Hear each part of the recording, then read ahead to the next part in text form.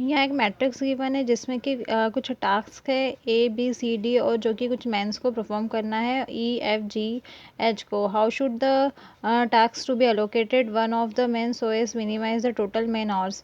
मतलब कि आपको टास्क मेन को इस तरह से अलॉट करना है कि हमारा जो टाइम है वो मिनिमम टाइम पे हमें मैक्सिमम काम मिल जाए या मिनिमम टाइम पे वो टास्क भी पूरा हो जाए।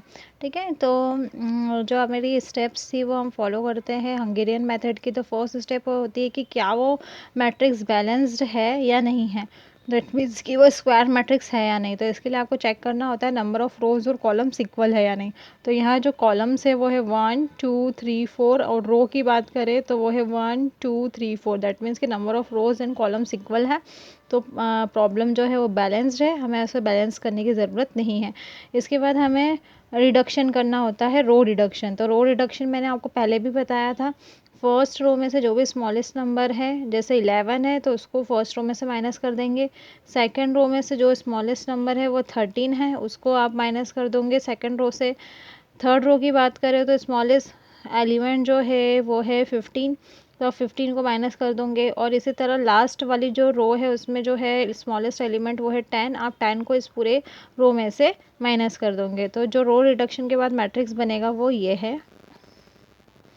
तो रो रिडक्शन के बाद जो मैट्रिक्स हमें मिल रहा है वो ये मिल रहा है। अब इसके बाद हमें करना होता है कॉलम रिडक्शन। तो कॉलम रिडक्शन में क्या करना होता है, फर्स्ट कॉलम में से जो भी स्मॉलेस्ट एलिमेंट है, जैसे यहाँ 0 है, उसको आप माइनस कर दोगे। सेकंड कॉलम में से जो भी स्मॉलेस्ट एलिमेंट है 4, उसको आप माइनस कर दोगे सेकंड कॉलम में से। थर्ड कॉलम की अगर बात करें तो स्मॉलेस्ट एलिमेंट है 1, उसको इस कॉलम में से माइनस कर दोगे। और लास्ट कॉलम की बात करें तो उसमें स्मॉलेस्ट एलिमेंट है 0, उसको इस कॉलम में से माइनस करोगे। तो रो रिडक्शन, कॉलम रिडक्शन के बाद जो मैट्रिक्स बनेगा वो बनेगा ये।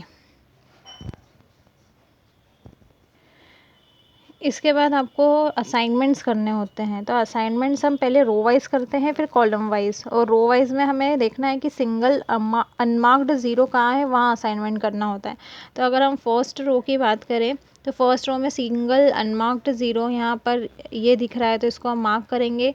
और मार्क करने के बाद जितने भी इस वाले कॉलम में ज़ीरो है उसको कट कर देंगे। तो मैंने यहाँ मार्क किया और इन दोनों ज़ीरोज़ को कट कर दिया। अब फर्स्ट रो कंप्लीट हो चुकी है, सेकंड रो के पास जाएंगे। सेकंड रो में यहाँ 2 ज़ीरो है तो हमें ये नहीं ले सकते हैं।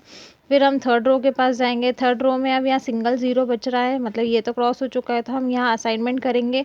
और यहाँ असाइनमेंट करने के बाद इस वाले कॉलम में जितने भी ज़ीरो थे उसको कट कर देंगे। तो बस इस वाले कॉलम में कोई ज़ीरो नहीं है, बस यहाँ असाइन हमें करना है। तो जो अब मैट्रिक्स बनेगा वो ये है।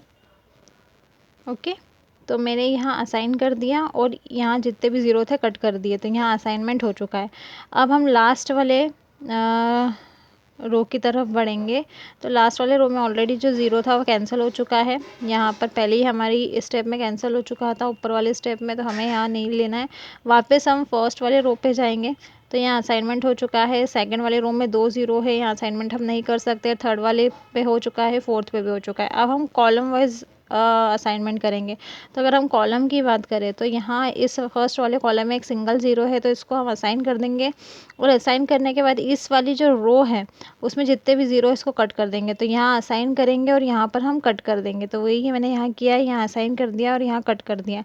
अब हम फिर से देखते हैं कि क्या सारे ज़ीरो असाइन हो चुके हैं और कट हो चुके हैं क्या। तो यहाँ पर जितने भी ज़ीरो थे मैट्रिक्स में वो या तो असाइन हो चुके हैं या तो कट हो चुके हैं। तो अब देखेंगे कि जो नंबर ऑफ़ असाइनमेंट वो रो या कॉलम के इक्वल है क्या। तो रो और कॉलम जो थे वो 4 है, तो हमारा असाइनमेंट भी जो होना चाहिए वो 4 होना चाहिए। तो बट यहाँ पर देख रहे हैं हम, यहाँ असाइनमेंट जो है 1 2 और 3 है। दैट मीन्स कि नंबर ऑफ़ रो और कॉलम के लेस देन है। अब इस वाले केस में हम क्या करेंगे, अगर यहाँ पर असाइनमेंट 4 हो जाते हैं तो हमें सभी जॉब के लिए एक एक या सभी टास्क के लिए एक एक मेन मिल जाता। बट यहाँ पर ऐसा नहीं है, यहाँ एक असाइनमेंट हमें कम पड़ रहा है। तो इस असाइनमेंट करने के लिए अब हमें क्या करना है, since the row number 4 and column number 3 do not have any assignment, that is the number of assignment is not equal to the number of row, the current solution is not an optimal solution, therefore we go to the next step. Draw the minimum number of horizontal or vertical line to cover all zeros we follows as। ठीक है, तो अब minimum number of horizontal और vertical lines आपको draw करनी है, लेकिन कैसे, इस स्टेप से। सिंस रो नंबर 4, तो आपको जो असाइनमेंट करने होते हैं, असाइनमेंट होने के बाद द हॉरिजॉन्टल और वर्टिकल लाइन सब ड्रॉ करनी है, क्योंकि नंबर ऑफ असाइनमेंट्स कम है। तो वो कैसे ड्रॉ करना है? Marked the row for which the assignment has not been made. तो आपको उस रो को मार्क करना है जिसमें कि एक भी असाइनमेंट नहीं हुआ है। तो हमारा जो फाइनल मैट्रिक्स था वो ये था, और हमें उस रो को मार्क करना है जहाँ एक भी असाइनमेंट नहीं हुआ है। तो इस वाले रो में असाइनमेंट है, इस वाले रो में भी असाइनमेंट है, इस वाले रो में भी असाइनमेंट है, बट लास्ट रो में असाइनमेंट नहीं है, तो इसको हमने क्या कर लेना है? मार्क कर लेना है। अब नेक्स्ट स्टेप क्या है? टिक मार्क करना है the column which have zero in the marked row. अब जो मार्क्ड रो है, ठीक है, उस मार्क्ड रो में हमें वो कॉलम देखना है जहाँ पर कि असाइनमेंट है। ये मार्क्ड रो है, लेकिन जहाँ असाइनमेंट है उस वाले कॉलम को हमें मार्क करना है, ठीक है। सॉरी, जहाँ ज़ीरो है उस वाले कॉलम को हमें मार्क करना है। तो इस वाली जो रो है उसमें ज़ीरो इस वाले कॉलम पे है, तो हमें इस वाले कॉलम को भी क्या कर लेना है? मार्क्ड कर लेना है। यही है इसमें लिखा हुआ, मार्क द कॉलम, उस कॉलम को मार्क करना है which have zero in the marked row. Marked row में ये मार्क्ड रो थी, यहाँ ज़ीरो कहाँ था? तो ज़ीरो इस वाले कॉलम में था, इसलिए हमने इस वाले कॉलम को क्या करा है? ये मार्क्ड रो है, इसमें ज़ीरो यहाँ था, इस वाले कॉलम पे जा रहा है, इसलिए यहाँ भी मार्क करा। अब थर्ड स्टेप क्या है? Mark the tick the row which have assignment in a marked column. अब मार्क्ड कॉलम में देखना है और उसमें भी देखना है कि कहाँ पर असाइनमेंट है, उस रो को हमें टिक करना है। तो ये मार्क्ड वाला कॉलम आ गया, उस मार्क्ड वाले कॉलम में कहाँ असाइनमेंट है उस वाली रो को मार्क करना है। तो यहाँ असाइनमेंट नहीं है, ये भी नहीं है, ये भी नहीं है, यहाँ असाइनमेंट है, तो इस वाली रो को भी मार्क कर लेना है। इसके बाद क्या करना है? Repeat the step number 2 and 3 until no more marking is required. Draw the straight lines through all the unmarked row and throughout all the marked column. तो जो अनमार्क्ड रो है वहाँ लाइन ड्रॉ करनी है, और मार्क्ड जो कॉलम है वहाँ लाइन ड्रॉ करनी है। तो अनमार्क्ड जो रो है वहाँ लाइन ड्रॉ करनी है, मतलब ये एक लाइन ड्रॉ कर ली और ये एक लाइन ड्रॉ कर ली, और उसके बाद में जहाँ मार्क्ड आपका कॉलम है उस पे ड्रॉ करनी है। दैट मीन्स कि यहाँ मतलब अनमार्क्ड रो पे और मार्क्ड कॉलम पे, तो वो इस तरह से होगा। ये सारी स्टेप्स मैंने यहाँ लिखी है जो अभी मैंने आपको समझाई। तो हमारे पास जो अनमार्क्ड रो थी उस पर भी हमने लाइन ड्रॉ कर ली, और जो मार्क्ड कॉलम था उस पर भी हमने लाइन ड्रॉ कर ली। तो अब हम देख रहे हैं कि ये वो लाइन्स है जो सभी ज़ीरो को कवर कर रही हैं, ठीक है। हमें क्या करना था? Draw the minimum number of horizontal और vertical line to cover all the zero. तो देख रहे हो आपके यहाँ जितने भी ज़ीरो थे वो कवर हो चुके हैं लाइन में, जो हमने लाइंस ड्रॉ करी है उसमें। अब क्या करना है? इसके बाद करना है develop the new revised cost matrix. हमें नया मैट्रिक्स ड्रॉ करना है, पर कैसे? Find the smallest element of the reduced matrix not covered by any minimum number of line. अब हमें ऐसे स्मॉलेस्ट एलिमेंट का पता करना है जो नंबर ऑफ लाइंस, जो मिनिमम नंबर ऑफ लाइंस हमने ड्रॉ करी है उसमें ना कवर्ड हुआ हो।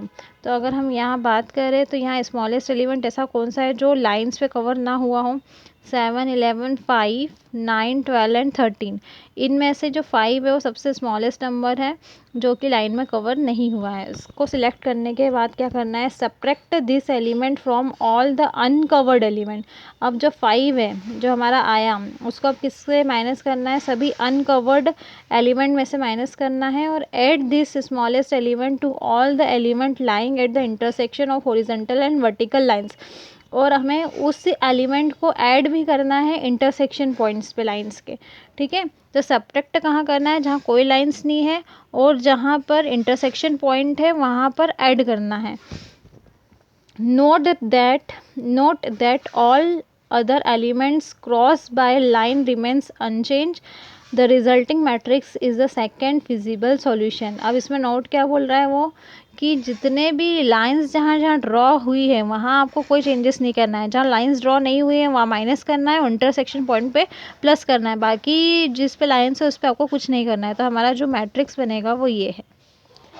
तो जो हमारा मिनिमम एलिमेंट था वो क्या था, 5 था। तो हमने इस 5 को 7 में से माइनस कर दिया, 11 में से भी, 5 में से भी, 9 में से भी, 12 में से भी, 13 में से भी। तो हमारे पास जो बना ये बना। और जो इंटरसेक्शन पॉइंट था, मतलब दोनों लाइन जो क्रॉस कर रही है वो ये पॉइंट है और ये पॉइंट है, इन पॉइंट पर ऐड कर दिया है। तो 13 + 5 एंड 0 + 5, तो 15 एंड 5। ठीक है, बाकी सभी जगह पे आपको कोई भी कुछ नहीं करना है। तो बाकी सभी जगह पर हमने कुछ भी नहीं किया है, अनचेंज जो जैसा एलिमेंट था उसे वैसा ही रहने दिया है। अब फिर से क्या करना है, go to the step number 4 and repeat the process until the optimal solution is obtain. तो हमें फिर से इसमें असाइनमेंट्स करने हैं रो वाइज और कॉलम वाइज। तो अगर हम फर्स्ट रो की बात करें तो यहाँ हम असाइनमेंट नहीं कर सकते हैं। सेकंड रो की बात करें तो यहाँ 2 0 है, असाइनमेंट नहीं कर सकते हैं। थर्ड रो की बात करें तो हम यहाँ असाइनमेंट कर सकते हैं और जितने भी कॉलम में 0 इसको काट सकते हैं। तो यहाँ मैंने असाइनमेंट कर दिया और यहाँ जितने भी 0 थे उसको कट कर दिया। उसके बाद लास्ट वाली रो में हम असाइनमेंट कर सकते हैं, सिंगल 0 है और कॉलम में जितने भी 0 इसको कट कर सकते हैं। तो यहाँ मैंने असाइनमेंट किया है, उसको कट कर दिया है, या असाइन किया है, इसको कट कर दिया है। ठीक है, तो यहाँ एक असाइनमेंट हम करेंगे, इसमें जितने भी है वो कट कर देंगे 0। फिर लास्ट वाली रो में असाइनमेंट एक हो गया, जितने भी 0 है कॉलम में कट कर देंगे। फिर वापस रो वाइज देखेंगे तो रो यहाँ पर एक असाइनमेंट हो जाएगा, सिंगल 0 बच रहा है, जितने भी 0 थे उस कॉलम में वो कट हो जाएंगे। सेकंड रो की बात करें तो यहाँ एक सिंगल 0 बच रहा है, यहाँ असाइनमेंट होगा, कॉलम में जितने भी 0 है कट हो जाएंगे। तो ये जो हमारे असाइनमेंट आए हैं वो 4 आ चुके हैं। हमें 4 असाइनमेंट्स चाहिए थे, नंबर ऑफ रोज और कॉलम्स के इक्वल आ गए थे। हमारा सॉल्यूशन यहाँ मिल जाएगा। ए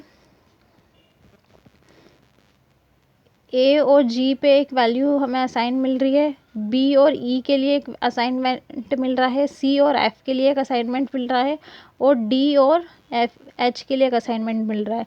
तो ये सभी मैंने असाइनमेंट लिख दिए हैं। और जो मिनिमम टाइम है, इन जहाँ जहाँ वैल्यूज़ असाइन हुई हैं वहाँ वहाँ जो आपको गिवन मैट्रिक्स है, जो जो वैल्यू थी वो मैंने लिख ली है। तो 17, 13, 19 एंड 10 इन सब का एडिशन है 59। ठीक है, तो हमारा जो मिनिमम टोटल टाइम जो है गिवन असाइनमेंट के लिए वो क्या है, 51 मैन आवर्स। तो ये आपका फाइनल रिजल्ट है। तो ये आपको मेथड कब अप्लाई करना है, जब आपके नंबर ऑफ़ रोज़ और नंबर के इक्वल ना आ जाए असाइनमेंट। अगर नंबर ऑफ़ रोज़ और कॉलम के इक्वल असाइनमेंट आ जाते हैं तो हमारा फर्स्ट सॉल्यूशन तो पहले ही मिल गया होता है, लेकिन वहाँ नंबर ऑफ़ रोज़ कॉलम्स के इक्वल नहीं आ रहे थे असाइनमेंट। इसलिए हमें क्या करना है, minimum number of rows and minimum number of lines draw करनी है जो कि 0 का कवर करती है। फिर उसके बाद में मिनिमम नंबर ऑफ़ जो एलिमेंट ढूंढना है, एक स्मॉलेस्ट, उस एलिमेंट को माइनस करना है कहाँ कहाँ से, जहाँ पर कि आपकी लाइंस ड्रॉ नहीं है, और जो लाइंस के इंटरसेक्शन पॉइंट है वहाँ ऐड करना है। उसके बाद फिर से हमें प्रोसेस रिपीट करना है। ठीक है, तो ये आपका हंगेरियन मेथड का जो नेक्स्ट वाला पार्ट था वो भी मैंने बता दिया है। इसके बाद हम नेक्स्ट क्वेश्चंस जो है टॉपिक्स जो है अनबैलेंस्ड वाले और मैक्सिमाइजेशन वाले वो सॉल्व करेंगे।